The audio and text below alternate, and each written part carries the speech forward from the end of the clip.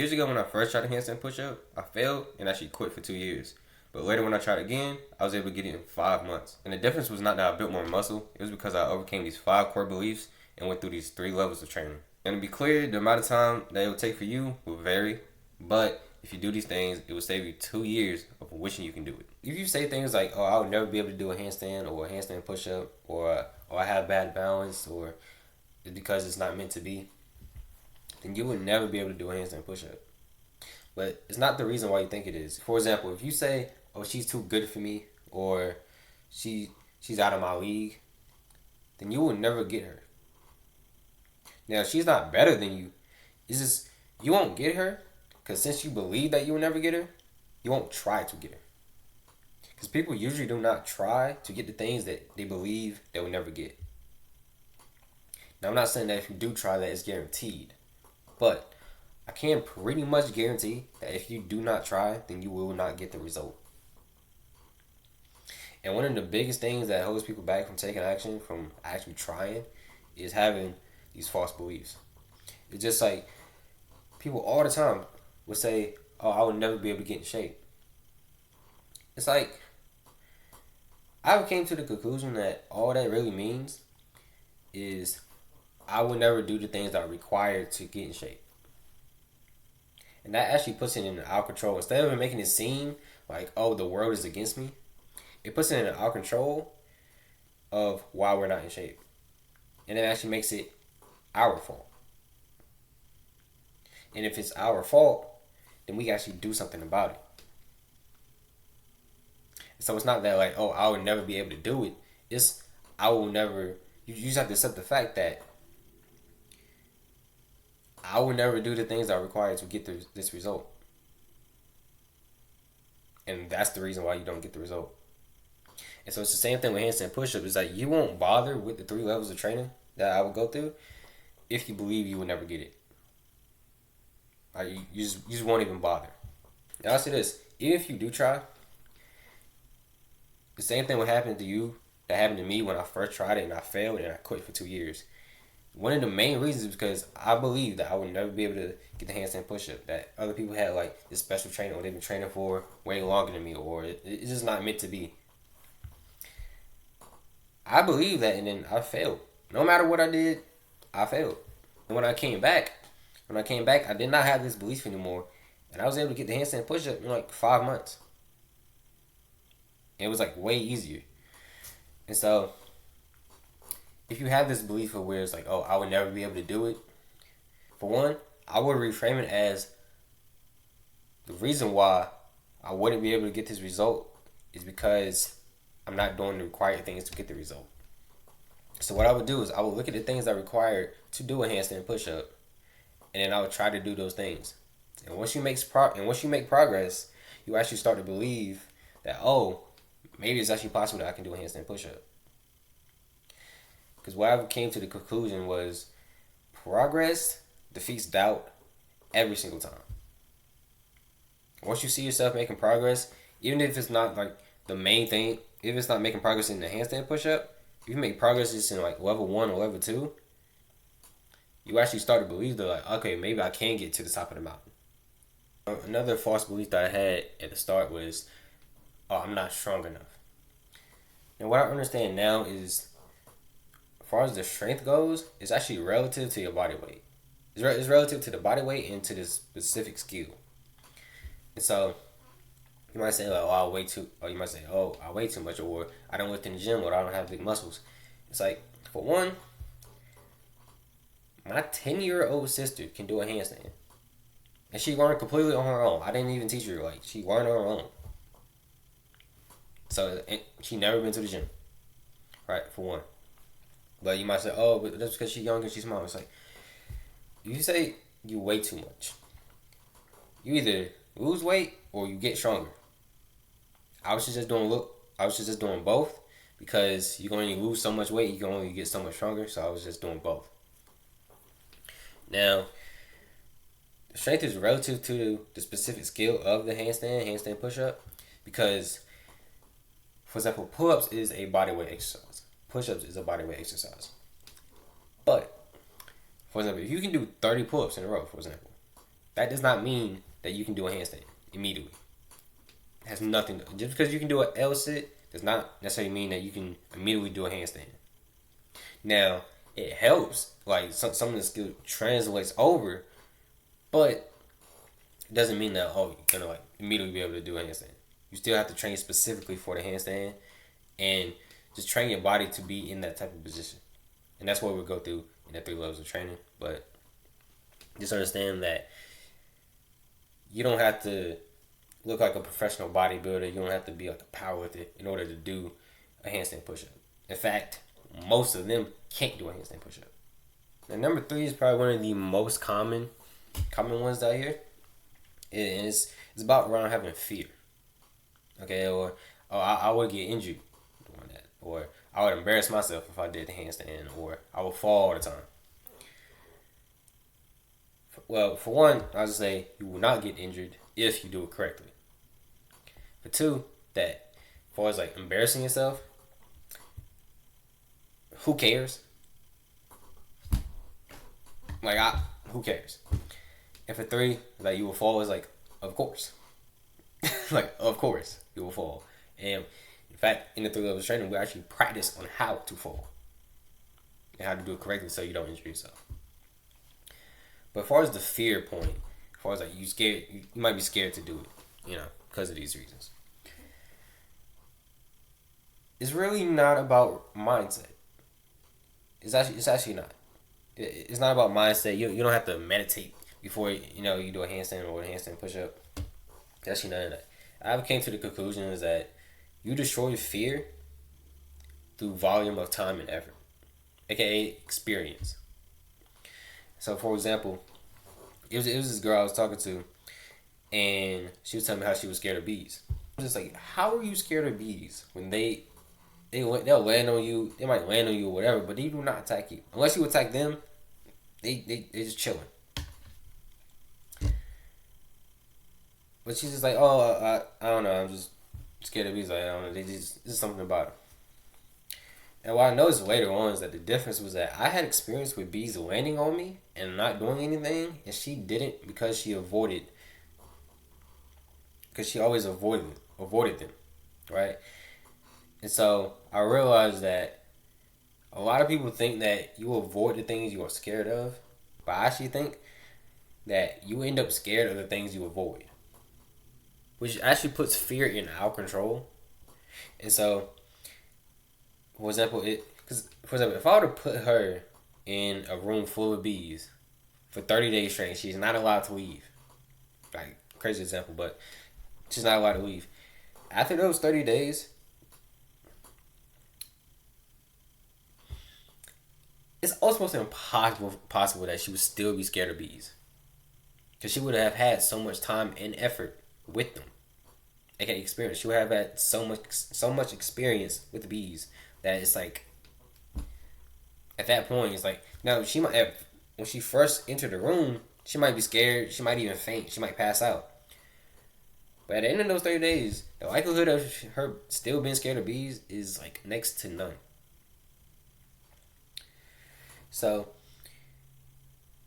if you're scared of doing a handstand or scared of trying to do a handstand push-up, it's because you have not tried it enough times. Because it takes reps to get over fear. So far as getting rid of the fear, you don't get rid of the fear before you do the handstand. You get rid of the fear by trying to do the handstand. The next thing is that you might say, I won't have enough time, or that running the handstand or running the handstand push-up would just take way too much time out of my day or out of my week. You actually don't really have to train all that much to learn the handstand. When I learned the handstand and the handstand push-up, I probably trained typically about 3 to 4 times a week. And the sessions was about like 10 to 20 minutes. Like, that's it, like 10, 20 minutes. So throughout the whole week, probably like from 30 minutes to an hour and a half for the entire week to learn the handstand and the handstand push-up. Now, I will say a big mistake that I made when I first started, the second time when I got back, I did make a mistake of where it wasn't really that every week I went 3 to 4 times. I practiced it 3 to 4 times a week. So it might have been some weeks that I only did twice a week, or some weeks to where I might have not did it at all. But even with the not being 100% consistent, I still got the result. But if I was more consistent, I probably would have got it quicker, and also would have been better at it. You know, so being consistent is a huge part. Now, it doesn't necessarily mean that you have to be 100% consistent, but if you are 100% consistent, you will see results faster and you'll see better results. But it doesn't really take all that much time. Like three to four times a week is more than enough. Yeah, I mean you can even do it twice a week if you want, and each session is about like 10 to 20 minutes, like 30 max. Right, it depends on how long you want to do it. So the next thing is that people might believe that, oh, since I don't have a gym, I won't be able to learn a handstand. Now, pretty much everything that's in the three levels of training, except for two things, and it's three different levels. There's only two things that you won't be able to do if you don't have a gym, or you can get a pull-up bar and you can do those two things. So you can get a pull-up bar at home, and then pretty much you can do everything. But if you don't have a pull-up bar at home, then you won't be able to do two things. But if you don't do those two things, you can still actually end up getting the handstand and handstand push-up. So those two things are required, but they do help. So you can pretty much go from wherever you are right now to handstand push-up at home. Like, you don't even have to really leave the house. You just do it at home. So just to recap the beliefs. Number one, instead of saying I would never be able to do a handstand push-up, I would frame it as I need to figure out what's the required things to do a handstand push-up, do those things, and then I will be able to do a handstand push-up. And to keep in mind that making progress will defeat doubt every single time. And number two is that it's relative strength to your body weight and to the specific skill. So you need to master your body weight. So you need to be able to lift your body weight and be able to do certain training to be able to do a handstand push-up.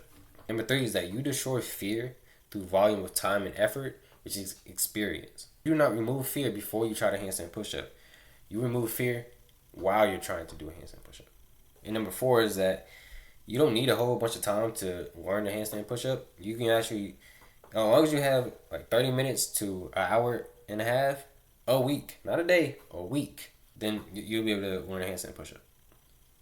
And number five is that you don't need a gym at all. You go from wherever you are now to a handstand push-up just by training at home. So for the training technique section, I'll explain the specific training and techniques that I did to go from always falling out of a handstand to be able to do a handstand to be able to do a handstand push-up. And there's three levels. Level one is preparing your body and mastering the basics. Level two is getting the handstand, and level three is getting the handstand push-up. In each section, there's different points. And with each like exercise or technique, anything that needs to be demonstrated, I'll actually demonstrate a lot of in the space behind me. And some of the things I'll put as clips on the screen. But for the most part, majority of the things I'll be demonstrating behind me. On level one, preparing your body and mastering the basics. Now there's 4 points. There's flexibility and mobility, strength, getting your feet wet, and optional equipment you can use. And number one, flexibility and mobility. This is going to allow you to get into and stay in the position of the handstand and handstand push-ups with ease and without getting injured. The first is the hands on wall and lean stretch. So I'm going to demonstrate this behind me. It's probably a better name for this, but I just call it hands on wall and lean stretch because that's literally what you do. So you're going to put your hands on the wall, about shoulder height and shoulder width apart. You're going to back up to the point where your arms are straight. Be at like a 90-degree angle towards your hips and feet. And just lean forward. Keep your back straight. And just lean forward, lean your chest forward. You give them kind of rock back and forth. And so you do that. And what that does is that it stretches the shoulders. It also opens the shoulders up a little bit, having more loose. And so that's going to make it easier to get into the handstand and stay in the position of the handstand. Next is dead hangs. I'm gonna put a clip on the screen of that because I don't have a pull-up bar here. And what that's gonna do is pretty much it stretches your whole entire body. It kind of loosens up your whole entire body. Definitely, since your arms is above your head, you're kind of already in that position.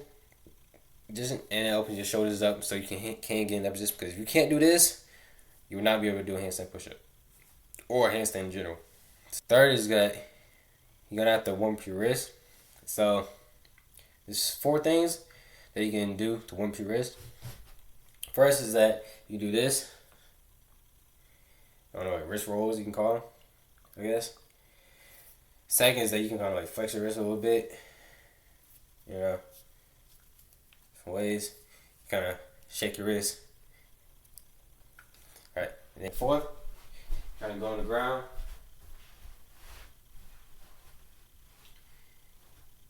Have your hands on the ground. You just kind of rock back and forth. Just slightly, not too much.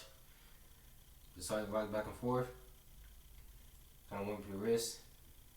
And what you want to do, you kind of want to have your like fingers engaged into the ground.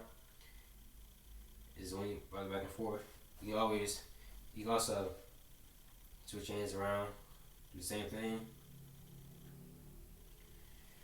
And you can do it side to side if you want.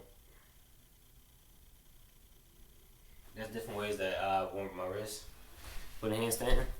And then fourth is called skin the cat. Now, we're not actually skinning cats here. But I really don't know why it's called that. But this is the other thing that you're going to need a pull-up bar for. I'll show a clip of it on the screen. But what this does is that it opens your shoulders up. It's probably like, out of all of these, it's my favorite one to do because the stretch you get on your shoulders, it's crazy, like in a good way. It opens your shoulders a lot. That's gonna help with getting into the handstand. It opens your shoulders up to stay in the handstand position, and also will prevent you from getting injured when you try it. Now I would say this is a little bit advanced, so if you can't do it, don't worry about it. Or if you don't have a pull-up bar, same thing with the dead hangs. It's not required to do. These things do help, but it's not required. So you just do the other things. Because the hands on the wall, lean stretch, also stretch your shoulders, so you can just probably do that just more times, and instead of doing the dead hangs and skin cat. But if you are going to do skin cat, it's a little bit more advanced, and I will give a warning on this. There was one time I did, I was supposed to injure myself. It was because I had my shoes on. Because some bars might be lower than others, and I'm terrible at like trying to like guess like how much space I would have. So I always do it with my shoes off. Because one time what I did with my shoes on, my feet, like I was like I'll show it on the screen. The position I was pretty much like upside down. My feet also got stuck. Like before I could get them through, they also got stuck. And like I was there for like a good 3 to 5 seconds. So I'm like, yo, like I knew I had it, but there's still that chance that I could have like actually failed and injured myself. So now like whenever I do them, I was doing my shoes off. A bonus note: if you do yoga, then that's a plus. Now it's not required that you do yoga. But if you already do yoga or you want to do yoga, that can also help as well, because what that does is that it helps you master your body weight. It helps you focus, helps you have more control, especially with different movements. Honestly, if you already do yoga, you probably can already do a handstand, maybe even a handstand push-up too. But if you want to do yoga, or if you already do yoga, then that's a plus. But it's not required by any means. Number 2 is strength. Now, this makes the required muscles stronger and prepares your body for the handstand position. Now, you don't have to look like you've been training for 10 years. You don't have to look like a bodybuilder or anything like that. We're simply just going to focus on making the shoulders and the triceps stronger from a body weight perspective, getting your body used to being in those positions and getting your body used to performing certain movements. That's required for doing the handstand push-up.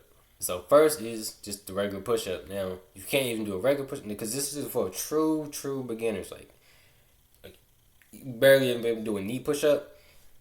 Like right there, like be able to do a knee push-up to be able to do a handstand push-up. Like for true beginners, I would start with push-ups. So I would start with knee push-ups, and if knee push-ups are easy, then you can do regular push-ups. And if regular push-ups are easy, I'll move on to the second level of Cobra push-ups. And then I'm going to demonstrate it, and then I'm going to explain why those are important. So if you want to do knee push-ups, just real quick, as far as if you want to progress with them, just keep in mind that the closer your knees are to your hands, the easier it is. The farther your knees are, the harder it is. And then once that gets easy, you'll want to go up from knee push-ups to regular push-ups. And there's different variations you can do. You can do push-up negative, so you can go down slow, and then come up. You can do the whole entire rep slow. You can. It's so many different variations of push-ups. But I would say just regular push-ups is really the only thing that you probably have to do. Then, if that gets easy, I'll move up to cobra push-ups. Cobra push-ups, it might sound wild, but it's actually kind of self-explanatory.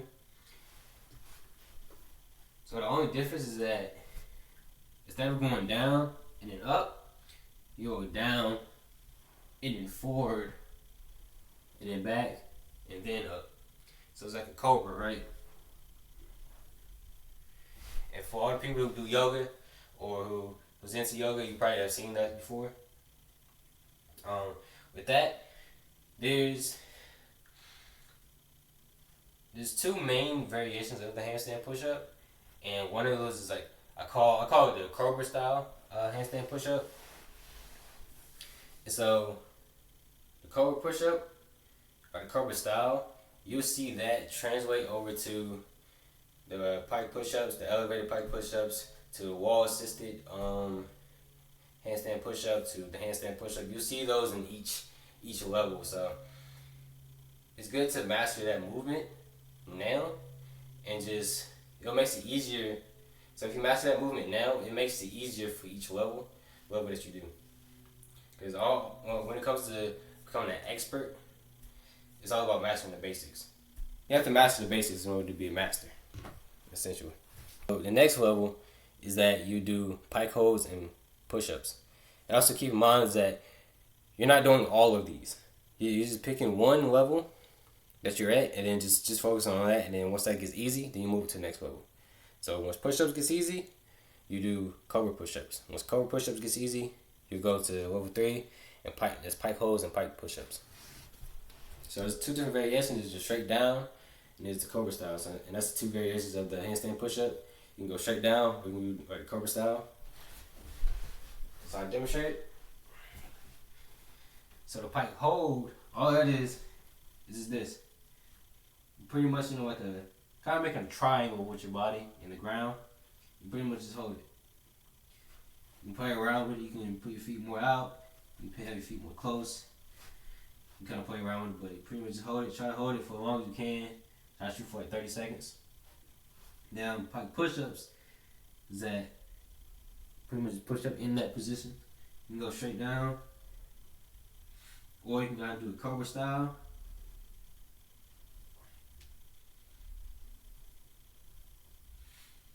Alright. And the reason why that's important because that's going to translate over to when you actually end up doing the handstand push-up and the straight down version and also the cobra style version. So I was just working on both. Now the next level of that, the fourth level, is elevated pike holds and elevated pike push-ups. And all you need for this is do a bed, a couch, a chair. You can do it with a wall if you want. So I'll grab the chair. Now, if you do a chair, you not do a chair like this. Do a chair that's like more stable, like a kitchen table chair.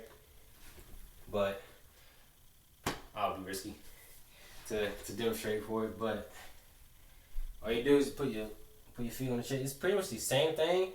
Instead of having your feet on the floor, you have your feet on top of the chair or whatever you're using. And same thing. You can go straight down, or you can do cobra style. However you want. So that's level 4. So once pike holds and pike push-ups gets easy, you move to elevated pike holds and pike push-ups. And it's not necessarily the next level, but it's another thing you can do. You can also do dumbbell shoulder press or barbell shoulder press with weights. Now, if you don't have a gym or if you don't have dumbbells, you don't necessarily have to worry about it. But if you do have access to a gym or if you do have dumbbells, I just doing shoulder press. It just makes the shoulders a little bit more stronger as well. But it's not like a level thing. You can actually do it because anybody can do shoulder press. You do it at each level. So even if you're on push-ups, just pair it with shoulder press. Or if you have pike holds and pike push-ups, just pair it with shoulder press. You do it on different days. You do it on the same day. You kind of mix it up however you want. Now, third is getting your feet wet. So this prepares your body for being in the handstand and also prepares you to safely fall out of the handstand so you don't injure yourself when practicing handstand. Because I can pretty much guarantee you that when you practice in handstand, there'll be times that you fall. Right? You're not going to get it every single time. So we have to practice, even though it might sound counterintuitive, we have to practice falling out of the handstand. But first I'll show you the thing I do that prepares my body for being in handstand. It's called a hollow body hold. So what this is, pretty much lay flat on the ground. Have your hands above your head. Lift your feet off the ground. Lift your upper back off the ground. And you engage your core. You try to hold that for as long as you can. I'll try to shoot for like 30 seconds to a minute. I just do that, and that pretty much prepares your body for the handstand position, which is on the ground. Because if I were to fill myself up, then I'll pretty much be in the handstand. But it's like a beginner way to kind of put it in your mind as far as like how your body should be. And also kind of like practice having your hands above your head, just to work on those shoulders, work on that shoulder mobility. And also when you engage your core, it works on your core, and the core is like really involved when it comes to balance as well. So when you're actually in the handstand position, you actually be able to hold the handstand better. Now, second point is how to fall out of the handstand. So first I'm going to explain how I don't do it. I'm not going to demonstrate that, but I'm going to explain how I don't do it, then I'm going to demonstrate how I do it. Now, because if you do it wrong, it's a very high risk for injury. So number one is falling straight on your back. So let's say this is you. Let's say this is your back. This is your stomach. Let's say you just fall flat on your back. Do not do that. You will for sure injure yourself, especially if you do it enough times. You will for sure injure yourself, especially if it's a hard surface and you fall super hard. Like, almost guaranteed the injury. Number two is falling straight on your stomach. So let's say this is your stomach. Say this is your back now. Do not fall straight on your stomach. All right. Number three is like don't try to like curl up and like fall the wrong way or anything like that. Don't do that. The way that I do it is that if let's say this is my back, if I'm like leaning to my back, I'm gonna show you how I do it. I fall off towards one side and I like turn and I land one foot at a time. My rule is that when you fall out of a handstand, you should always land on your feet. You should always be on your feet when you fall out of a handstand. So, and that's my rule. And the second rule is like, what comes down is from what's the highest to lowest point. So your feet should come down first, not your head, obviously, right? You for sure injure yourself. So the way I fall, if I'm leaning towards my back, like towards where my back is, if I'm leaning towards that way, the way I fall. Now, it doesn't matter which side you go to. You'll fall to one side. Whichever side you naturally fall towards, just pick that one. It doesn't really matter. The concept is, if you go into the handstand, right? So, I turn my whole side body, I turn my hands, I turn my body to my torso. I come to the ground, I land my feet on the ground, and I bend my knees too. This is take knees because if you're falling, if you land straight down without bending your knees, it's bad for business. I'll just say that. So if you bend your knees when you fall, it kind of braces yourself, so you won't get like injured or anything like that. So that's how I'll fall out of the handstand if I'm like leaning towards my back. But if I lean towards my stomach, it's actually way more simple. I'm gonna show you that.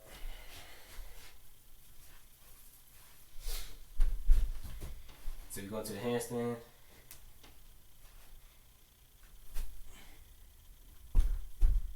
That's it. You land one foot, land up.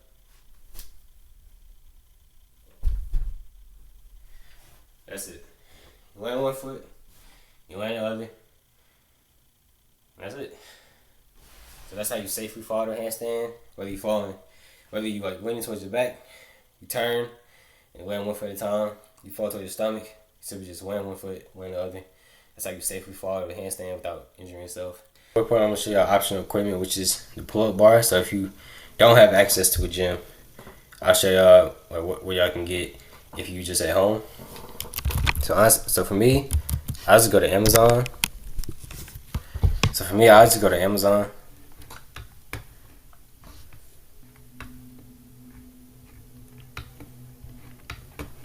You can get a pull-up bar like this, the one that you can like kind of like hang up like up there. It's like $30, $70, whatever. Then there's other pull-up bars like there's like a pull-up bar and the like dip machine. Not machine, but the dip. That's like $140. You can get that. It's like the freestanding one, or you can get the one that you can hang up by the door. You can get, let's see, yeah, they got the one that we can like bolt to the wall, which is like $130. I seen another one that was like $70. They can bolt to the wall. So, but if you get either one of those, that will allow you to do the dead hangs and the skinny cats. But if you're not trying to like spend any money, don't worry about it, because you can still get the result without doing the dead hangs and skinny cat. But if you do have the money for it, I would suggest it. Now level 2, getting to the handstand. So as far as the training goes, I say the 2 most important things. Well, I say this is like a top 3. Hollow body holds, handstand kick-ups, and wall assisted handstand. Those are like the big 3. But I also threw in some bonus ones there. Like 3 bonus ones in there. Just so if you want to like, these things aren't required, but they do help. I say first is the hollow body holds, which I explained in the level 1. To do those, like continue to do those, and also in the level 2 and level 3, continue to do the flexibility and mobility.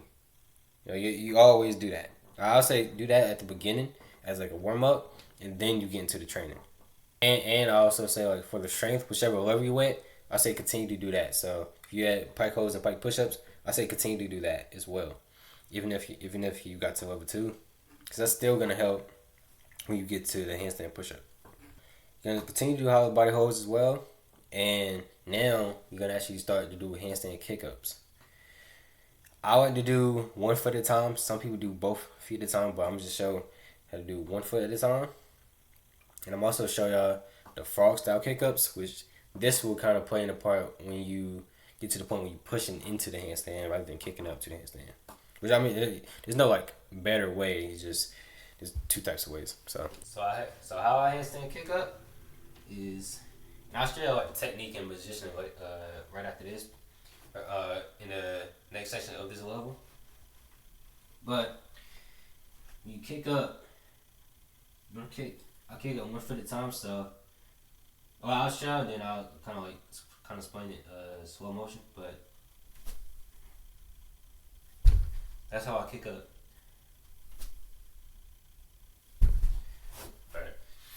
All I'm doing is just I have 1 foot, I have my left foot, the hold. I'm kicking my right foot up, and then just right after I kick my right foot up, I'm also kicking my left foot up at the same time. But it's very important to understand you don't want to put too much power into it, and you also don't want to put too little power into it. And then this is what takes practice, because you don't want to do too much power. If I did too much power, there'll be a hole in this wall. If I did too little power, I wouldn't be up into a handstand. So you want to find that right balance of how much power you should use to push up into the handstand. That's why I practice this. Now, if you're doing the handstand kick-ups, this will also kind of, like earlier as far as the beliefs, this will help you kind of get over the fear. I'm going to show you like different levels of the handstand kick-up. So you can even progress within the handstand kick-up itself to kind of help you get over the fear. Because you might not, when we first starting out, you might not, like just natural, you might not even like want to like try to fully kick up into the handstand. You might just kind of tease a little bit. You know, you kind of want to just like flirt with it a little bit, you know. So first, so we just started out. You might try to just kick up like this, right? It's a little bit. Then, like that's when you feel a little bit more comfortable. Might even go to kicking up a little bit higher, right? Now, if you're really comfortable, you might try to like kick up into the full handstand, right? So I said like just like 3 progressions. Like you might go up a little bit, then you might go up like a lot to like a 45 degree. So you might go to like a 90 degree, you might go to like a 45 degree, you might go to like all the way. So and that's like as far as like managing your fear with doing the handstand kick up. You kind of just work your way up. Start wherever you are. Then over time you'll progress to as you're kicking up into the handstand.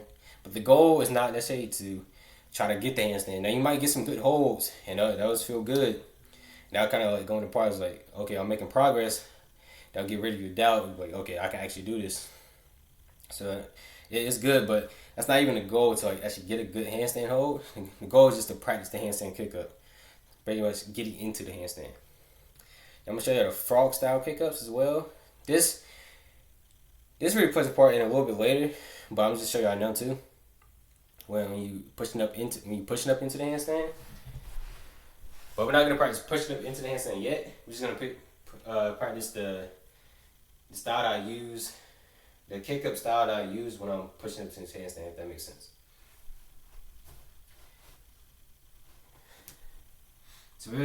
So instead of having your feet like this, like you about to race, you actually have your feet kind of close to you, kind of like frog style. Not that way, not on the bed, not frog style on the bed, but frog style on the floor. That sounded wrong too, but you know what I mean. So, so I'm gonna do like frog style, and pretty much you're gonna just like kick up like that.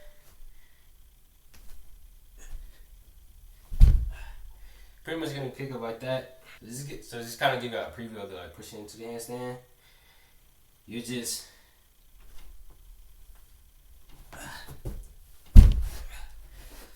pretty much just do that. I messed up a little bit, but that's essentially what it would be. Kind of like a frog style kick up, and then you'll push. But that's the frog style kick ups.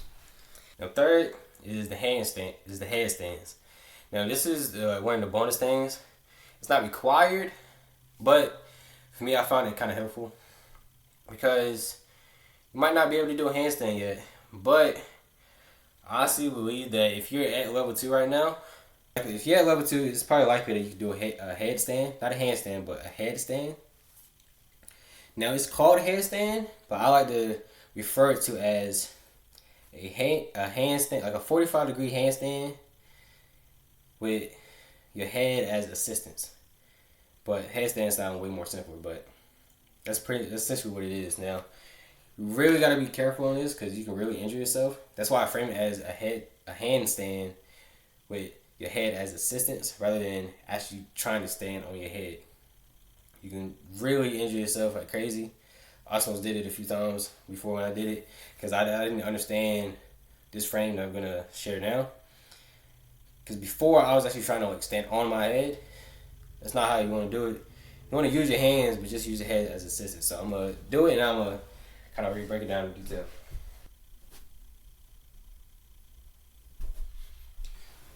So that's how it looks. The headstand. But if you look closely, my head actually wasn't touching the ground. You kind of want to have your forehead. So let's say like this is your forehead, right? Now my forehead bigger, but that's besides the point. Let's say this is your forehead. Let's say this is the ground. Kind of want to have it like this. Like almost touching it.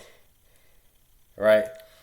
But you pretty much just kind of want to have it as like support in a way. Not like actual support, like you actually like use your head to stand. Pseudo assistance. In a way, it's not like you actually using your head, but it's kind of like it's there, so it kind of makes it easier. And also you had a 45 degree angle and not like all the way straight up, so it's a little bit easier. Explaining this slow motion is that you have your hands shoulder apart. You have your head not on the ground but close to it, like I showed. You have one foot up, kick the other one up.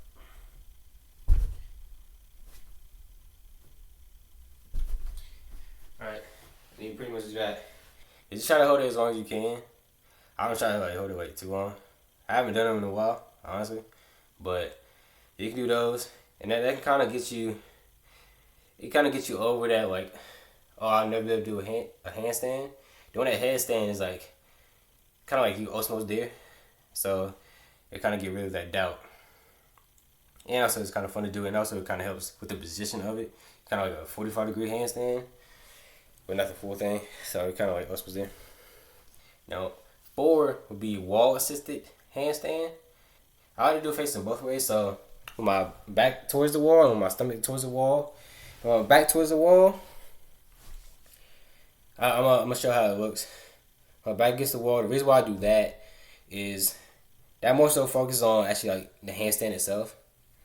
But the facing when I'm facing the wall, so my back towards the wall, that will play a part in the handstand push-up. And I'm gonna explain while doing it. So first I'm gonna show up the way when my back against the wall sits the handstand. So just how you're doing the handstand kick-ups, it's pretty much doing the same thing, but now you have the wall as assistance. So I'm gonna show how it look, then I'll kind of explain more in detail.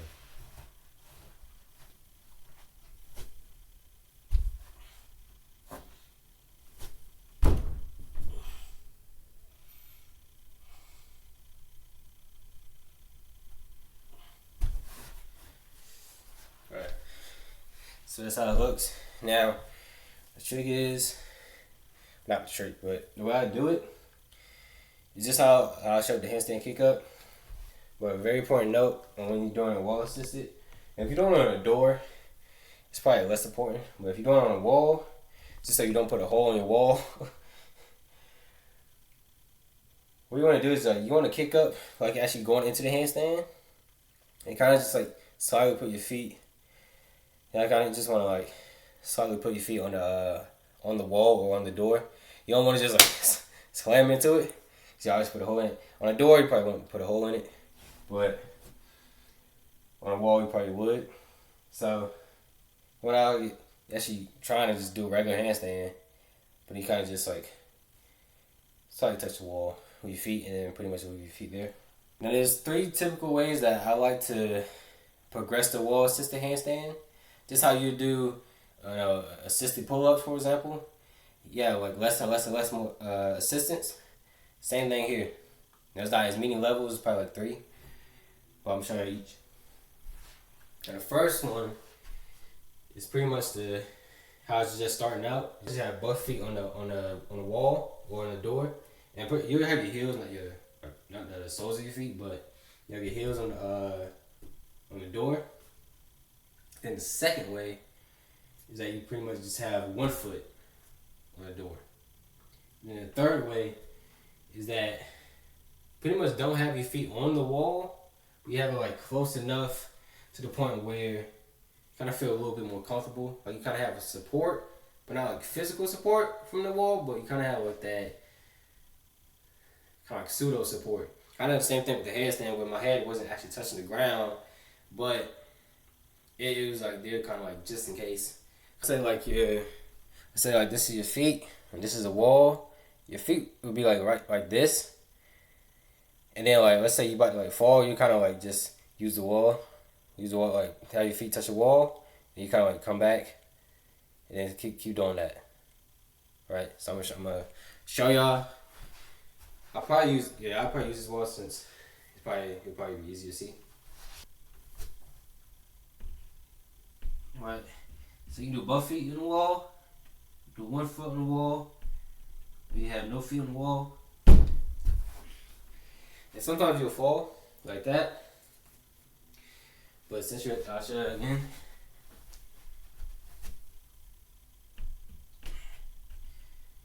You take your foot on the wall. You'll kind of be bouncing back and forth, kind of. But sometimes you'll get some good holds.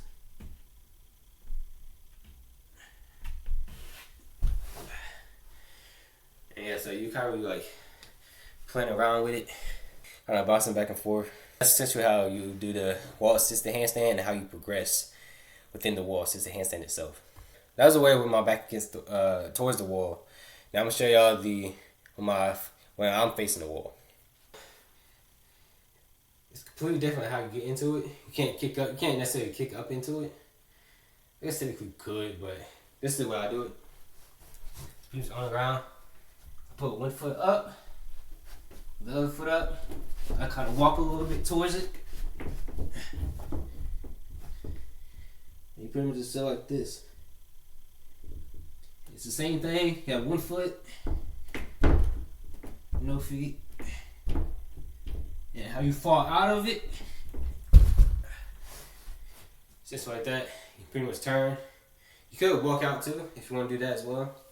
I find it easier to just kind of like turn and fall the handstand like that and land on my feet. So that's the both ways that you can do the wall assisted handstand. You do it with your back against the wall, with when you facing the wall. The back against the wall more so translate towards actually the handstand itself. The facing the wall translate more towards the handstand push up.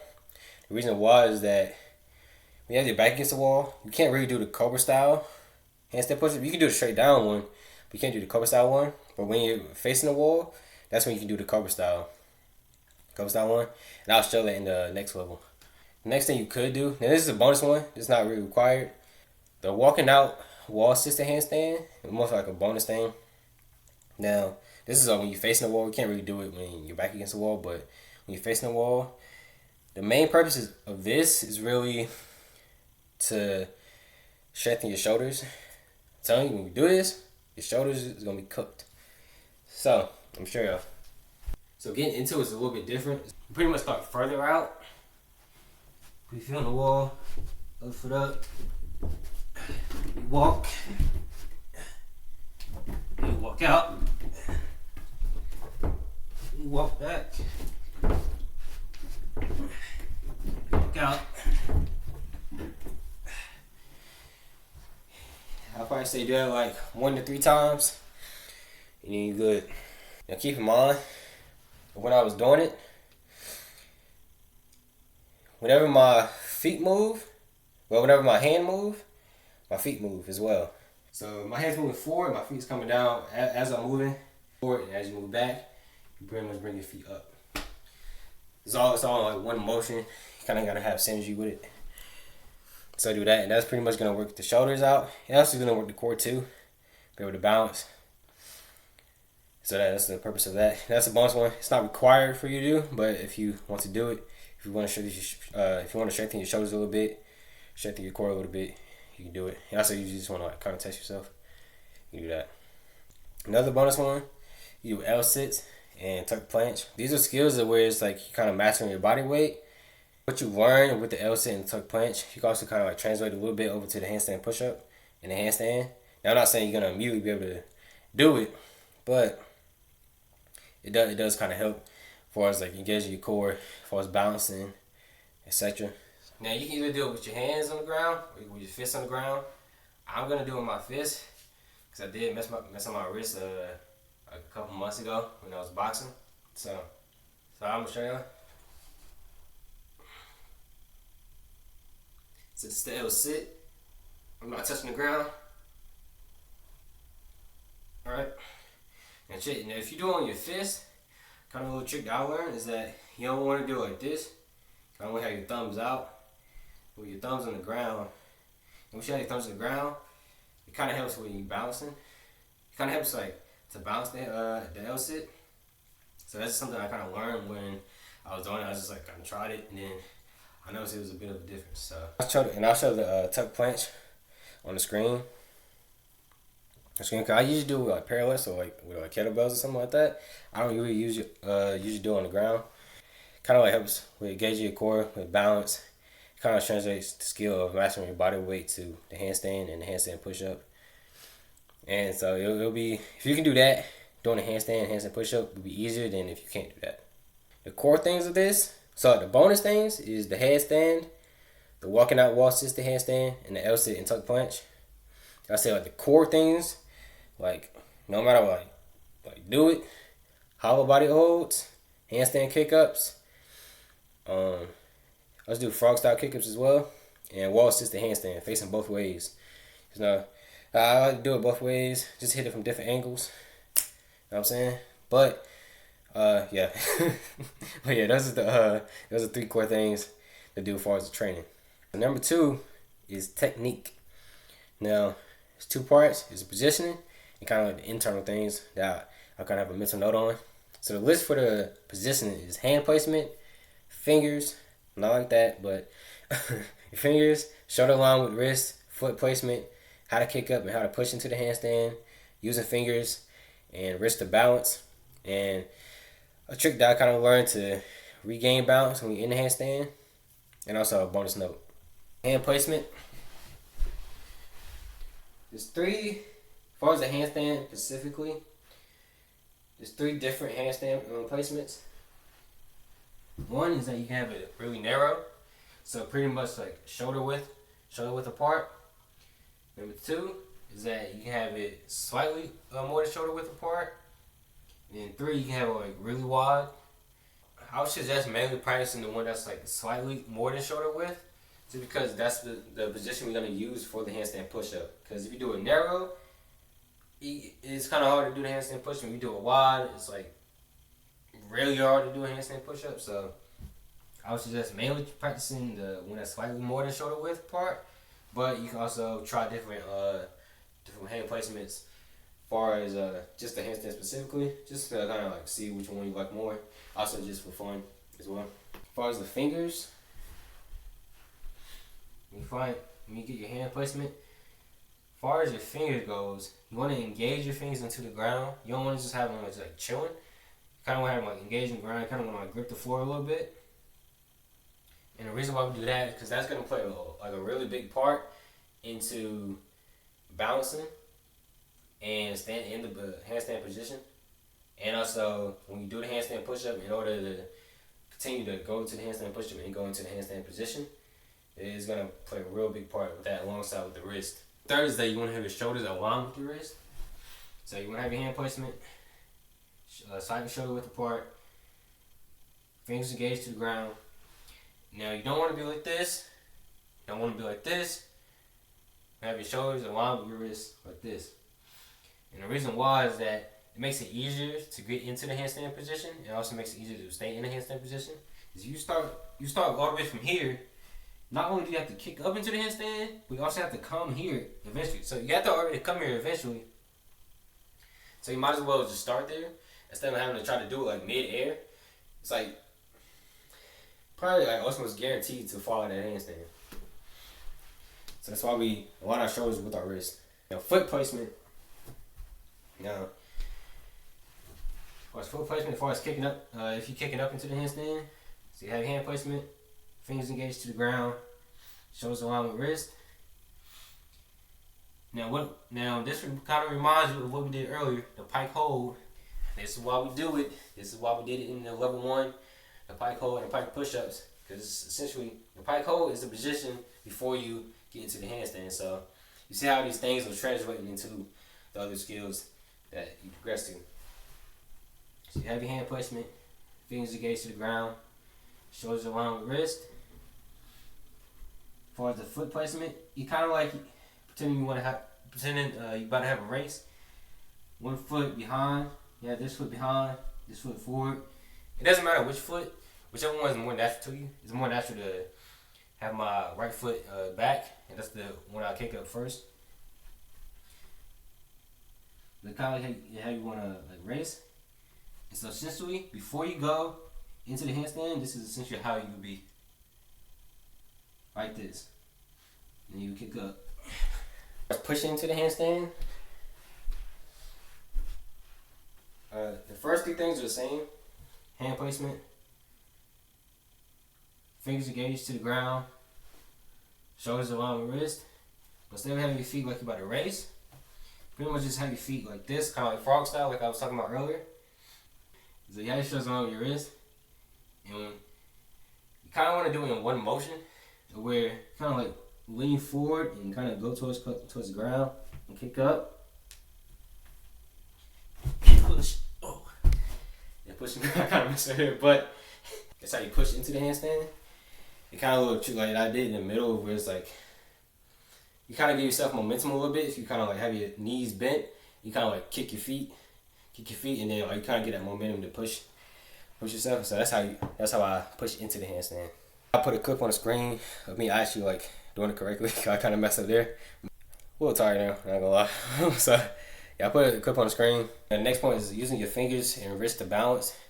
So like I said, you want to engage your fingers into the ground, but the whole entire time when you're like actually in the handstand, it's kind of hard for me to explain while in the handstand. But I would like, always be like moving my wrist a little bit, kind of like regain balance. I'm kind of like moving my fingers a little bit, because if you just keep your like hands and your wrist still, the chances of you falling out of the handstand is like way higher. Because like your body is not going to be like frozen the whole entire time. It's going to like move a little bit, and so you kind of like need to also move your wrists and fingers a little bit to kind of like regain that balance to stick in there.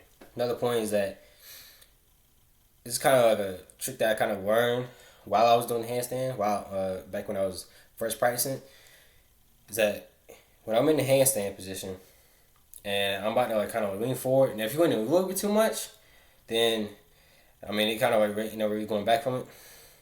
But if you kind of just like lean like slightly, what you kind of do, you can kind of like push into the ground, because when you're in the handstand position, your arms just straight, but it's not like 100% straight. It's probably like 95% straight. So you can still have like a little bit of extra oomph to it.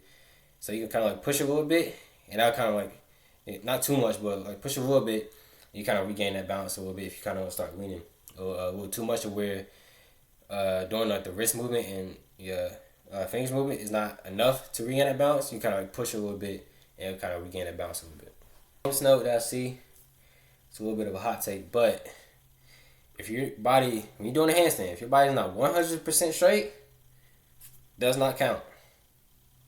Alright, it does not count. I see a lot of people where it's like they have the hands on the ground, and they have their feet like where their hands are. Their feet would kind of be aligned with their hands, but their body would be out here. It's like a C.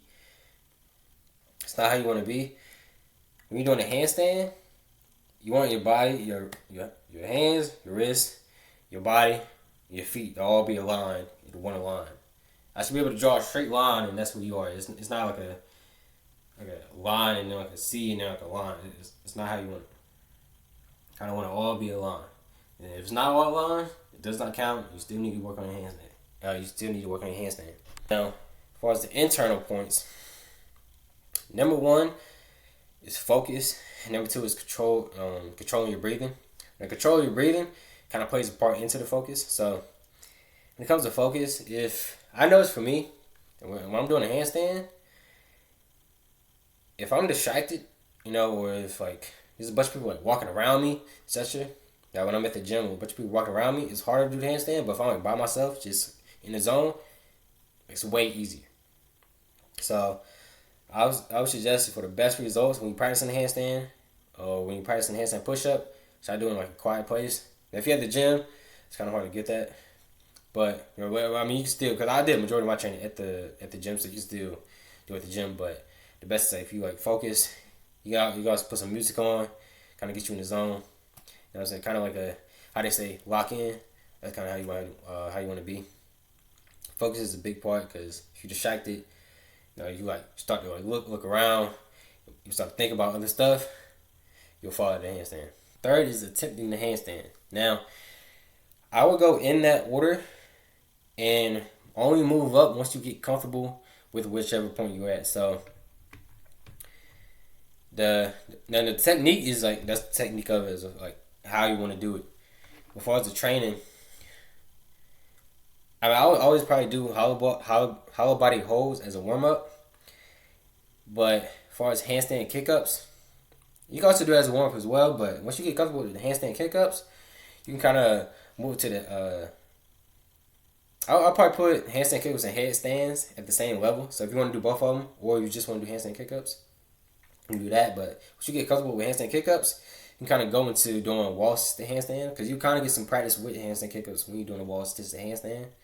So I'll go up to the wall sit handstand, and then once you get to that point, you're kind of ready to move. Once you get comfortable with that, you get comfortable with doing it both ways. You kind of pretty much ready to move to level 3. Not level 3 training to get to the handstand push-up, but to attempting the actual handstand, like free handstand without the wall. You can also do like I said, you can do the lower ones, like the lower level ones, as a warm up. So you can do the handstand kickups as a warm up. You can do the handstand as a warm up. You do the wall assisted handstand as a warm up. You know, you can do those things as a warm up before you actually attempt the handstand. And I say, as far as the handstand, it's not really like you try to do a bunch of like tries in one set. You kind of just want to like try a few times, then rest, and then try a few times, then rest, and just have a lot of sets rather than a lot of reps. Yeah, in a way. So when you're attempting the handstand, you're pretty much combining everything, combining the techniques, the hand placement, the fingers, wrist, shoulders along with the wrist, etc. And you combine the handstand kick up, and then it's gonna take practice, a lot of practice. So don't it's not necessarily you're gonna get on your first try. But if you do those things that I listed out before, it'll be easier than if you didn't do those things. So essentially how it would look. Have your hand placement. We'll start right here. You have your hand placement, fingers engaged, shoulders aligned with wrist. Your foot placement.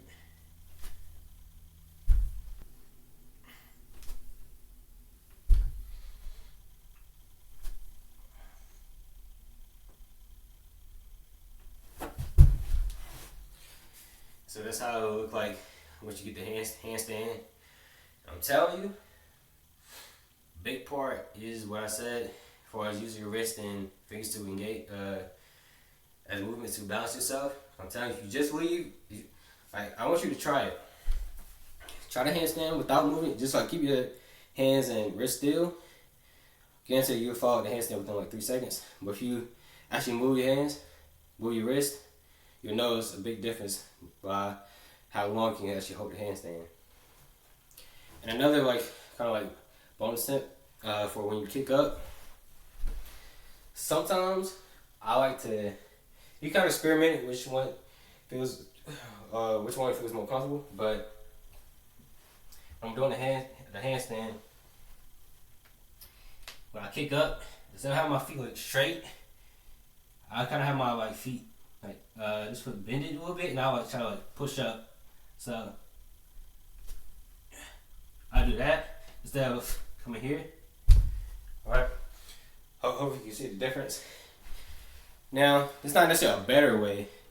It's just however way you prefer. I prefer to kind of kick up a little bit and kind of push up. I find that more helpful for me because it kind of protects me from kicking a little bit too much and falling out of the handstand. And once I'm putting the power into pushing up rather than forward. But you can try either way, whichever one feels more comfortable, do that. So yeah, so when you attempt the handstand, just give it 3 tries and then rest. Rest for 30 seconds to a minute and then try again 3 times and rest. And you can do however many sets you want. Sure you can go to you can have a goal I'm gonna get this handstand for at least 3 second hold. You can go to that, or you can just keep at it for 5 sets, 10 sets maybe. And then and don't feel ashamed if you don't get the handstand on your first extra time of trying to get the handstand. It's wild because some days when I first tried it, when I was first practicing it, there was days where it's I got the handstand, but then days after, nothing training about it, I was continuing to practice and stuff. We got the next day, couldn't get it at all. So you'll have good days. You have days where you don't get it at all. You have days where you have a really you might have to go a 10-second hold. You have days like that. Don't feel ashamed about the days where you don't get it at all. Just come back the next day, or come back the next time you practicing the handstand. Just keep training. And real quick before we move on to level 3, I'm gonna show you some optional equipment that you could get. You don't have to get this, but you can get it. So I just go to Amazon. There's no special website. I just go to Amazon. The first thing, so you can get parallettes. So if you don't know what that is, I spelled that terribly wrong. Pirouettes right here.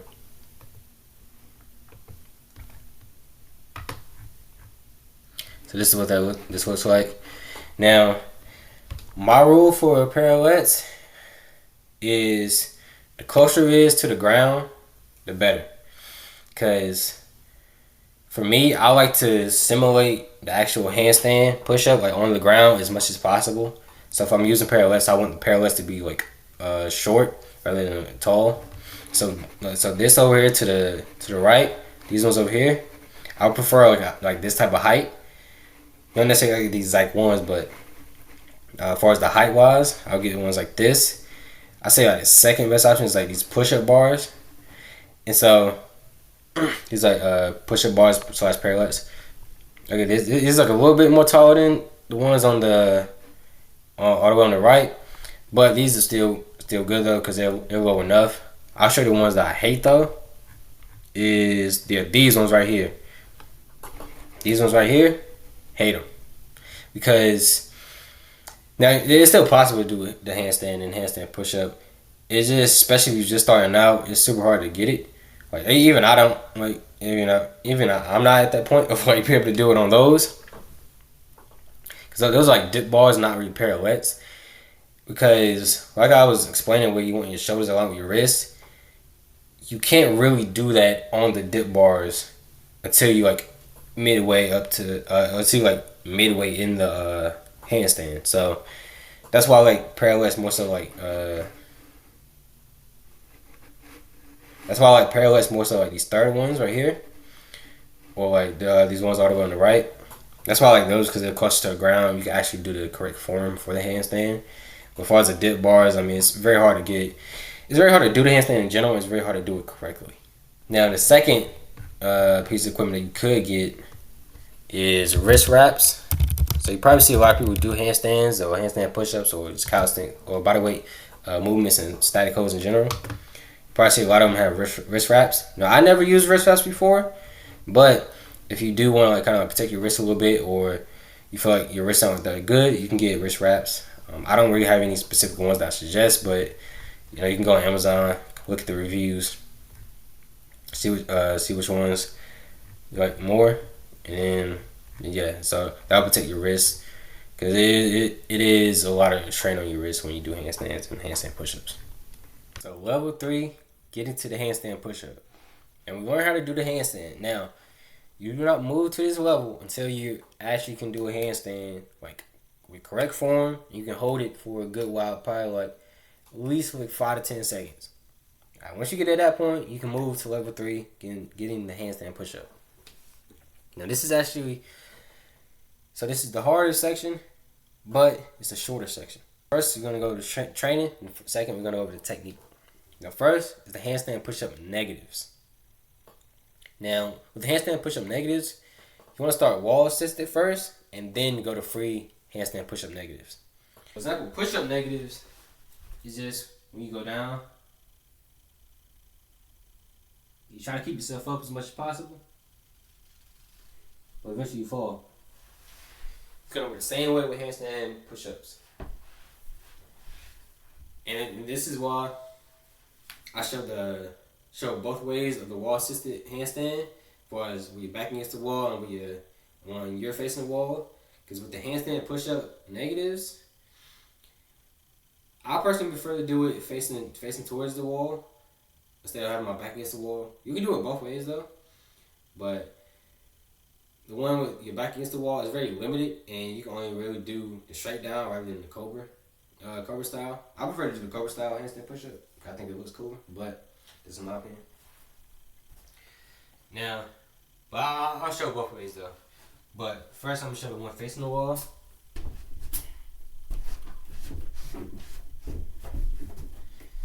So pretty much, you just come down slowly. Right. Now I push back up, but for you, I'll go down slowly. And once you can't go no more, just fall to the side. I was just falling like that. Try to land on your feet. Sometimes you might not land on your feet right there. But just make sure you don't fall super hard though. If you do fall on your knees, don't fall super hard. But that's how you do the handstand push-up negatives. Facing the wall. And as far as the push-up negatives, handstand push-up negatives, with your back against the wall.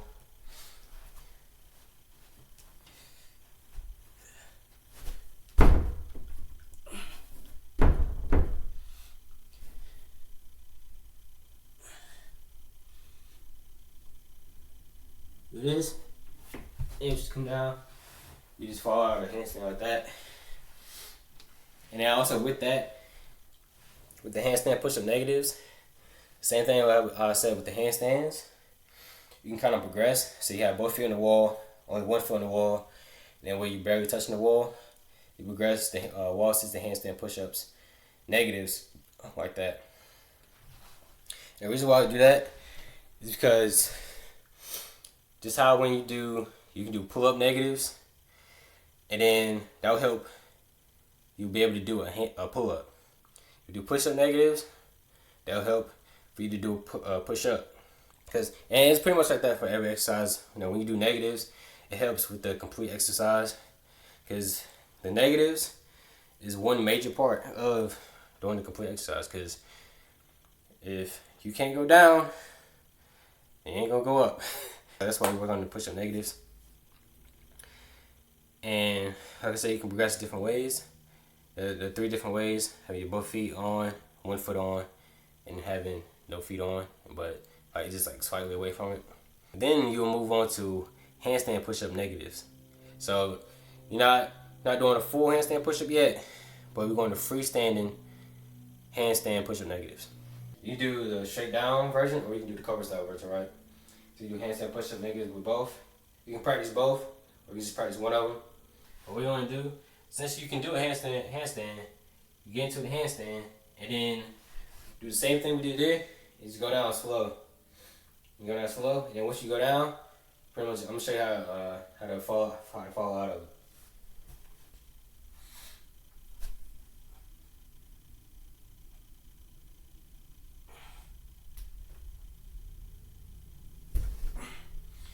So I do like that. That was like kind of curve style one. But with the straight down one, you just go straight down, slow. The wall says just do it with no wall. You go down slow, works the same exact way. And then you pretty much fall. Once you kind of go all the way down, you fall towards your stomach, not towards your back, but towards your stomach. And you'll fall to the handstand, how I showed earlier on how to fall to the handstand. You'll go one foot at a time, you fall out of it like that. And then you pretty much just do that. I say, if you have the wall assisted one, or whether you have the freestanding one, probably do 3 times, and that once you do three reps of that, that's pretty much a set. So you do 2 or 3 sets, and you're good right there. Now you don't necessarily do both. Just do whichever one you're at, because if I say start with the wall assisted handstand push-up negatives, and once that gets easy, and once you progress, and then you progress, and then once you hit the max progression of that, and once that gets easy, then you move on to free handstand push-ups, push-up negatives. And once that gets easy, you move to the next level. You move on to wall assisted handstand push-ups. First, I'll show the back against the wall.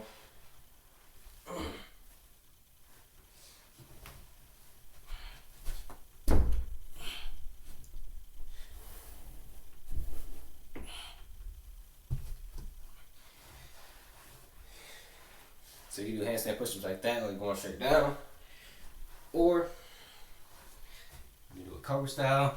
Now you want to be a little bit out for this one. Pretty much slow.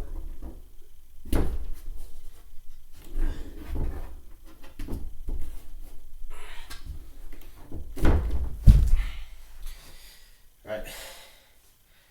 So you do a cover style, or you do a straight down. You're doing a cover style. Facing the wall, you don't want to be straight up here. You don't want to have your hands out a little bit, so you have some space to move like a cobra. Keep in mind though, that's the same as the pike holds and the pike push-ups. that we did earlier at level 1, same thing. It's different. It's like a harder variation. So notice how we went from pike holds and pike push-ups to elevated pike push-ups um, to now to wall assisted push-up negatives to wall assisted push-ups. Then we're gonna go to free handstand push-ups. So you see how we progress to levels. See how even the level 1 movement kind of translate into the level 3 training type movement. So this kind of give you, so if you're still at level 1, this kind of gives you like a scope of how what you're doing now kind of plays a part into later on. And if you pass level 1, and if you're at level 3, this is what I would do. The reason why I would do a wall assisted first and not just go straight into the handstand push-up, you could, but I like to start with the wall assisted first, just how wall assisted handstands, and then go into free handstand, do wall assisted handstand push-up, and then go into what next is pushing into the handstand. Now, pushing into the handstand, like I showed earlier, I mean, essentially the same thing. The reason why we kind of do this, what I'm doing is like I'm breaking the handstand push-up into essentially 3 parts. Then you handstand push-up, you go down, you go up, and then you got kind of that middle point where you like actually pushing. The push-up negatives work on the going down part. The pushing into the handstand kind of works on the pushing up part. And doing a wall assisted handstand push-up kind of works on that having the strength and balance for that middle point. And just as a bonus note, handstand push-up does not count. If you go all the way down and you push up and you fall out of the handstand, it does not count. You have to go down, push up into the handstand, and still be in the handstand, and like legit, like be able to do another one, essentially. And so once you get that, then that counts as a handstand push-up. Yeah, you'll want to work on the pushing into the handstand, because that's a 1/3 of the handstand push-up. So just like I showed earlier, I'll show the clip again of me pushing into the handstand. You see how I kick into like a frog style. I'm in like a frog style position. I lean forward a little bit to the ground, and then I kind of like push, and I like kick up. Then I like kick up my feet a little bit, and I'll be like pushing, kind of give me like momentum. And then I'll push into the handstand, and then I'll hold the handstand, and then I'll come back down. Right. So if you once you get really good at it, honestly, you can do like the push into the handstand, and then you can kind of do a push up negative. Right. So you can kind of do like a 2-in-1 if you really want to get like, if you really want to kind of get like freaky a little bit. You know what I'm saying? You can push into the handstand and then do a push up negative. Right. Then you can do that. So you kind of get 2-in-1. You can also save time, and also it's harder to do. And so that's kind of like a progression in a way. So once you get comfortable with the pushing into the handstand, you get comfortable with the push up negatives, you can go pushing into the handstand to push up negatives like back to back. And so that would be like a natural progression from that. Bonus things are where to work on pushing strength, you can do things like dips or like tuck punch push ups, and I'll show both of those on the screen. Those like work on your pushing strength, so it'll work on just how we was doing push-ups, just how we were doing pike push-ups, etc. All this is working on pushing strength, and the reason why I didn't mention it here and not the other levels is that this is really when it matters. Like you can get the handstand without like really that strong of a pushing strength, but to do a handstand push-up, like you really need some good pushing strength. So you can do those. It's not required to do those, but you can do those, and those also help along with other exercises too. That's like push focus. But next is I'm gonna explain the technique for it, and then we're gonna get into attempting the handstand push-up. Technique behind the handstand push-up is hand position. So like I mentioned earlier, is that you don't want to have your hands too narrow. You don't want to have it too wide. You don't have it slightly past shoulder width. You don't want to have it like here. You also don't want to have it here. I don't have it like about here. Essentially, and this is why I was just doing the cobra push-up like when you're at level 1. You kind of have like an idea of like where your hands have to be in order to do the cobra style. That's the placement of your hands will be when you go into doing the handstand push-up, essentially. So you see how things is correlating to the next thing. Like I mentioned earlier, there's 2 types. There's a straight down push-up, kind of like how like Goku did in Dragon Ball Z. You kind of got that style, and you also got the cobra style that I kind of like to do, which is like I think it looks a little bit cooler. Um, I will say the cobra style is harder. I will say that that's another. Like, the cobra style is harder to do than the straight down. So if you kind of want to like perfect the straight down push up more, and then move on to the cobra style, you can. But I mean, you could practice both. Honestly, at the same time, it wouldn't really make that much of a difference. But so once you at this level, this is the time to lock in. Okay, once you get to this level, it's time to lock in. This is gonna be the time where you actually attempt the handstand push up, like the free handstand, not the wall assist handstand push up, the free handstand push up. And we start with those first. All right, so it's like you go from push up negatives to wall assisted handstand push ups to pushing into the handstand to pushing into the handstand plus push up negatives, and then and only then you actually attempt the actual handstand push up.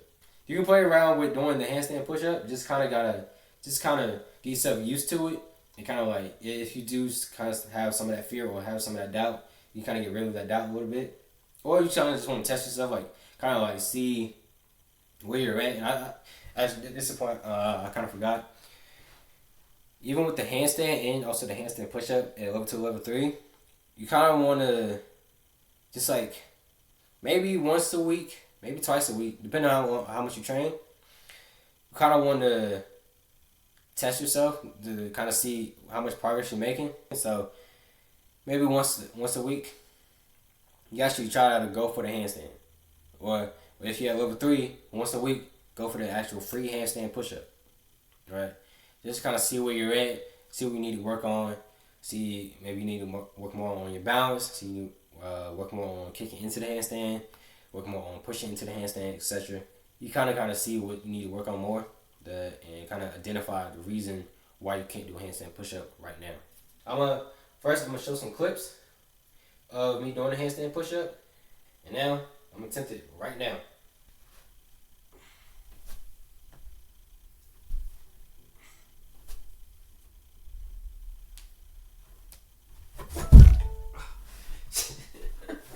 That's essentially how it looked like, but I didn't come back into the handstand, so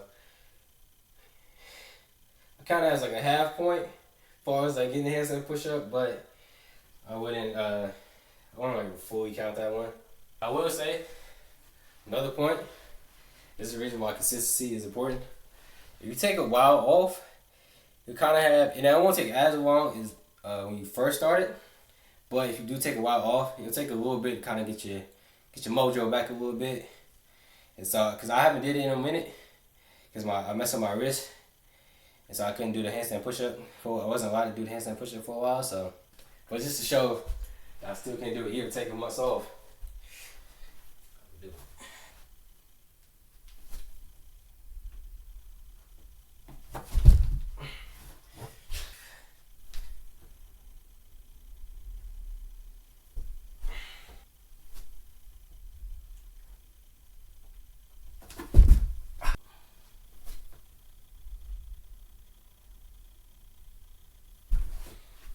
That's essentially, once you do all those things, you're actually super consistent with it, you can finally do a handstand push-up.